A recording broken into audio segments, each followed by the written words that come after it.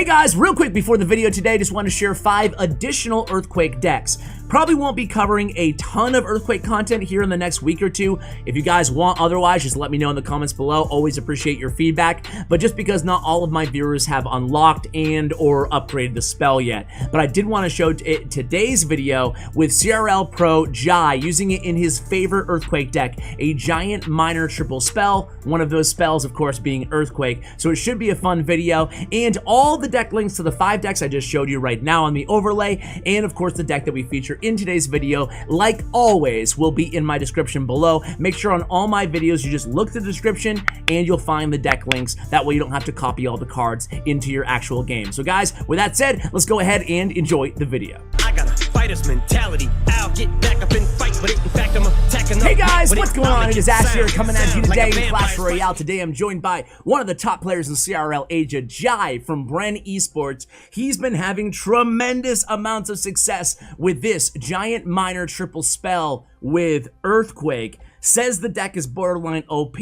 This is definitely a game changer, and I largely agree with this tweet by St. Bellican. He says, Earthquake is exactly like arrows. Useless in many matchups, but extremely useful in specific matchups. Will only work in 7-card decks or snipes competitively, in his opinion. Just like arrows, they'll have low use rates. So really, honestly, just like arrows, you're going to be seeing Earthquake in decks that really, like Bellican said, use 3 spells, have that flex spot, and a giant minor deck is definitely one of those situations. So here we have Jaii. He's ready to hop into a grand challenge. Going to try to finish this one out live, guys, so I'll be back with you when he finds a match. All right, we have a match, guys. Here we go. That was pretty fast. So how are we playing this deck, and why Earthquake instead of Poison? Well, it's early, right? It's day 2 after the update at the time of this recording. I'm probably going to upload actually in a few hours from this recording. But Jaii says he's using it in a lot of different ways, obviously, right? I mean, I'm just going to throw it out there, guys. I feel for all the 2.6 Hog players, the 2.9 Expo players, people who rely on defensive units in their deck, right? Buildings or spawners, because there's no doubt, even if Bellican is right, even if the use rate is pretty low on Earthquake, even if it's 5 or 10% use rate, think about it, right? That's 5 or 10% of decks that now basically just straight up hard counter your deck. So in a way, even if the spell isn't incredibly popular, it still could be a game changer. And oh man, we take a Sparky hit to the face there to start this match out against Boss. Oh no, man, this is not good. But hey, early on, I checked the Grand Challenge log. We're seeing this deck being played, we're seeing Earthquake being played in Royal Giant decks, seeing it being played in minor decks, seeing it being played in giant minor decks, such as this one that I'm sharing with you guys. Obviously, it's in the experimental phase right now, the spell, but there's no doubt about it. It can feasibly fit in a variety of different archetypes early on. Of course, a lot of these pro players will have success no matter what deck they run, but definitely will be interesting to kind of track the spell's progress. So here we go, guys. Already over halfway point in this match. We reload with a Prince in the back here, and he's going to go toe-to-toe with this giant, or Goblin Giant. I almost called him a giant skeleton. Come on, Ash! So Goblin Giant is down here, but our Prince is also almost down. Double elixir time. Hopefully we can make a comeback here, but it's going to be tough getting around this Sparky using this deck. Again, we don't really have any great Sparky answers in this deck. He uses his guards right here, so this could be an opportunity to counter push or to at least bait out potentially a Sparky. So Lumberjack in the back, Boss is doing a good job at not using his Sparky at this point. It's kind of one of those weird situations where it's preventing Jaii from going incredibly aggressive. So Fireball comes raining down on those troops. He still has enough elixir left for the Sparky. Let's see if he does it here. Okay, he used the minions. Nice prediction on those minions. Now we have a giant down. Here comes the Lumberjack miner. Also goes in. Snowball goes down. We haven't even used our Earthquake yet. Worth noting here, guys. We used the Barbarian Barrel instead. We have a miner. We have a baby dragon on the tower. 18 seconds left. Let's see, one more hit. Okay, 255. We need a Snowball, and we need an Earthquake. There's the Earthquake. Earthquake takes it down all the way to 77. No! Okay, we need that miner. Hit 1, and boom! Okay, wow, miner saves the day. It looks like Boss is happy just to go ahead and reload with the Sparky in the back, but it's going to be tough to stop this push here. Earthquake does a decent amount of damage to a crown tower considering it's only 3 elixir. And also the sneaky thing about Earthquake is, and the reason it synergizes well in a lot of situations against ground cards with the Giant, is it reminds me of way back in 2016 with the Goizen days, because of that slow effect that Poison used to have right in the game. So it'll be very interesting. Sparky does not get a hit. That was a huge Sparky denial there in the left lane. You know what? Instead of talking about the spell, I'm going to shut up for a second and just focus on the match, Ash. Come on, dude. All right, so we go same lane into the Sparky with a Giant here. Let's see what we do. He goes Lumberjack. Now Boss could go with a... Okay, now he can't go with a Giant Skeleton in the pocket. Why do I keep calling him Giant Skeleton, Goblin Giant in the pocket? Sparky gets a shot off. Does not hit the Prince, though. So we're just going to use this Giant to essentially tank at this point for the Prince, try to keep him alive a little bit, and then the Bar Barrel does the same thing. Bar Barrel's going to go ahead and take down that Sparky with the help of the... We need to take down... Oh, no, we have Lumberjack in the pocket. The Miner at the last second there. Hey, we need that... No. Oh, no. Sparky gets another hit on the tower. All right, here he goes in the counter push here, guys. This is kind of an important match here because we already have 1 win in this Grand Challenge, or 1 loss, excuse me. So we really need a win here, guys. So we're going to go ahead and engage against this Goblin Giant. Prince is still alive. We have a Bar Barrel down. This is kind of a little bit of a do-or-die situation here on this push. Fireball comes down. We have a Miner down as well. Miner's going to get some decent chip damage. If only we did not give up that Sparky hit to Boss, man. That was a huge Sparky connection there about, what, 20 seconds ago in this match. We get the tower down to 13-15, but man, this is going to be very, very tough. He's going to need a miracle to recover from this, and this is one of those matchups where really, honestly, Earthquake's not going to be that good in this matchup, right? So we're going in the pocket here, going really aggressive. We distract that Sparky with our Giant again, but 2 shots on the Giant. Giant is down. Now Prince is down. Sparky just doing some absolute work here in this matchup. We could potentially use an Earthquake here. Let's see if he goes ahead and he does it. I would consider using Earthquake right now. And he opts not to. Okay, he's going to use a Bar Barrel instead, and then he reloads, Boss does, with another Sparky. 791 remaining on the tower of Boss.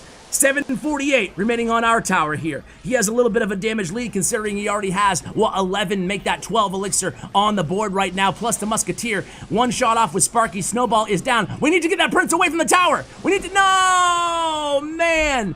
What an interesting first match there. Very unfortunate that we lost. 9-1, now we're 9-2. So now, it's do or die for the rest of the video. Let's go ahead and make this happen. Come on, Jaii.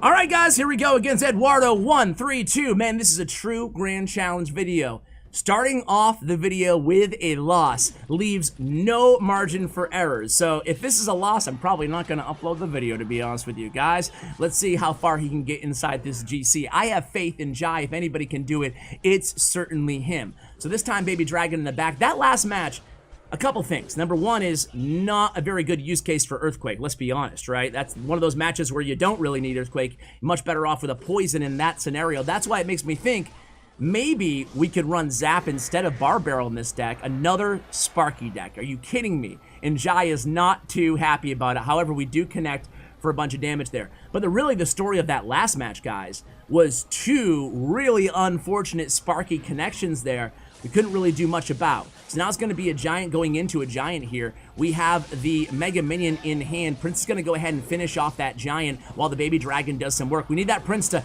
okay, scurry his way over to the Sparky. He does so. Zap comes down for the opponent, though, forcing another card here out of Jaii. What does he have? He has that Bar Barrel. Oh, just in the nick of time getting that Bar Barrel down. That's not going to get a Sparky shot this time. It's okay. It will get another Sparky shot. Dude! What is going on with Sparky, man? Being absolutely the bane of the existence of Jaii in these first 2 matches. This is insane. All right, Spirit Goblin's at the bridge for the opponent. Can he pull this off? This time he goes opposite lane with the Giant. Obviously trying to get a Sparky out of Eduardo's hand here. And here it is. There's a Sparky. Do you guys have faith at this point? Do you guys think that he can make this comeback? I'm starting to wonder, man. 2 Sparky decks in a row, and again, definitely one of those matchups where, just like Belican said at the top of this video, right? It's a very challenging situation with the, I think Zap would actually be better served in this situation than the Bar Barrel. but of course, it's recency bias. I'm basing it on these last 2 matches. So here comes a Giant. We have Prince in hand. That will take care of that. We also have Bar Barrel if we need it for the right. We use the Bar Barrel. He goes ahead and he zaps that Prince. He's going to get a few shots off with this Giant. It's really going to hurt in the left lane. Meanwhile, we're going in the right lane. Good job delaying on those that minion horde there by the opponent. We get the Giant to the tower nonetheless, but our right tower falls to 378 HP. Things not looking too good here with only 30 seconds left again here, guys, in this match. Zap comes down, preventing that Prince charge in the right lane. Oof. Jai's gotta be feeling it at this point. We go all in again with that, oh boy. The Earthquake finally comes down here, and then goes the Snowball down. We're getting tons of damage with that Sparky, but is it enough? Oh, we get the tower down! 10 seconds left. Okay, it's go time. Fireball comes down from the opponent. Spirit Goblin does connect. Oh no! Oh my god, why can't we get an easy match here? Why can't we get an easy match? But that Earthquake really came in huge in the clutch on the final push there by Jaii. This time we're getting a big connection. How the tables have turned here, guys, with 1104 damage remaining on the right tower. Ooh, 15 seconds remaining. By the way, guys, apologies for my level 3 or 4 or whatever the heck it is. Actually, it's not level 3 or 4. It's level 9 or 10 Earthquake in the deck slot. I actually have not, at this point, gotten a chance to play the challenge. Have you guys had success in the challenge? Have any of you guys won? Speaking of winning, this could be trouble here, guys. We go ahead and we use a Snowball there. We use a Mega Minion on the Sparky. Okay, good defense there by Jaii. Can we avoid a hit on the Sparky? No, we can't. Another hit on Sparky there. Unfortunately, the Barbarian Barrel just not getting it done. We have Earthquake in hand. Are we going to use it? Perfect Earthquake scenario. Look at all the damage Earthquake is doing. We get 1 hit, make it 2 hits with that Giant, and make it 3 hits with the Giant. 49 HP remaining. That's going to be GG. Well, Sparky has something to say about that. Sparky says, not so fast there, Ash.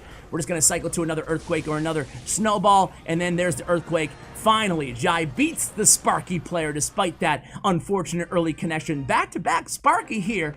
Viva la Sparky, guys. What do you think? Goblin Giant Sparky, or as Ash would say, the noob commentator, Giant Skeleton Sparky, and then a Giant Sparky deck. Let's go ahead and hop into the next match. He just needs to win 2 in a row. He's already inside the match. Sweet, I like it, against Hatcher, another really good player. I know why we're getting these bad matchups, because I'm not giving the Inferno Tower emote. By the way, guys, thank you for the 10,000 or 11,000 likes on that that fake pro video with Bufferetti, guys. I know a lot of you loved that video, some of you didn't like that video, but either way, we got the like goal, so I am committed to getting an Inferno Tower tattoo, and I'll try to make a video out of it if the tattoo artist allows me to record it. So here we go, guys, gonna be a Giant. This time they have Goblin Hut, thank God, right? Thank God they have something that we can actually use the Earthquake and demonstrate the prowess of the new spell in this deck. We have Baby Dragon ready for that minion horde. Baby Dragon's actually going to stay alive. Nice use of the Snowball there. Meanwhile, we go ahead and we take down that Goblin Hut. And, oh, just barely able to reload is the opponent with another Goblin Gang, resulting in really no damage for us. However, we do have a 1 or maybe 1.5 elixir advantage about 75 seconds into this match here. Again, a do or die situation for our boy Jaii against Hatcher.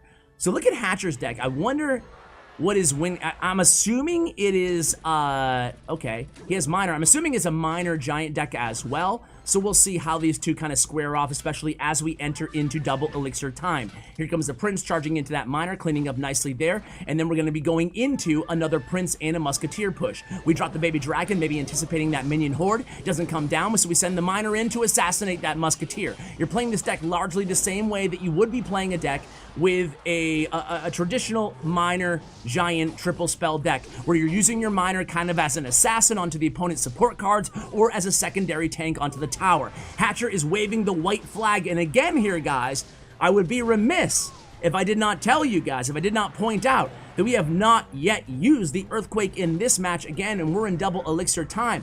So just again, I mean, I hate to keep belaboring the point, but just like Belican kind of theorized, some matchups OP.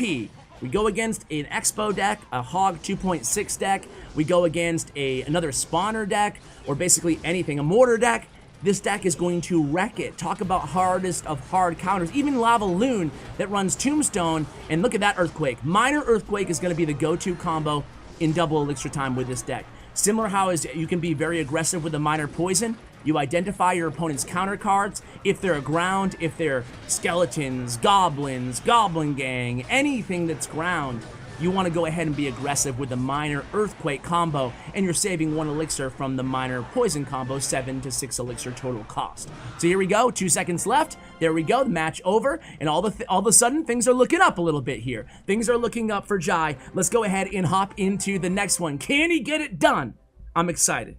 All right, guys, here we go. By the way, I'm gonna go right back to the match here, but before we get into it, I should give a big shout out to Jaii again. Really amazing player. He finished last season 27th in the world using a giant minor poison deck. So basically all he did was swap out the poison, same deck otherwise. We were actually going to initially cover that deck, but I've shared it so many times. And then since he switched to Earthquake, I was like, dude, perfect opportunity for a video. Because a lot of my viewers are kind of wondering what people think of Earthquake or what decks are having success with it. So it looks like we're going against, very interesting, a Royal Hogs deck. Now this could have Barbarians in it. So the good news is, the bad news is it has a lot of like Fireball, Poison, Bait in this deck. The good news is, and we just narrowly missed the Musketeer so that the tower is going to take 2 shots from that Muskie. Oof, that hurt. But the good news is we can use Earthquake. The bad news is maybe again, not gonna lie, Fireball / Poison might be better in this matchup. We'll see though, we'll see. So Giant in the back for Jaii here. And again, this is the 12th match, so it's do or die against Big Out from Comeback Clan. Here we go with a Prince in the back to answer that Bandit. Let's see what Big Out, or Big Oof, my bad, not Big Out, dude, Big Oof.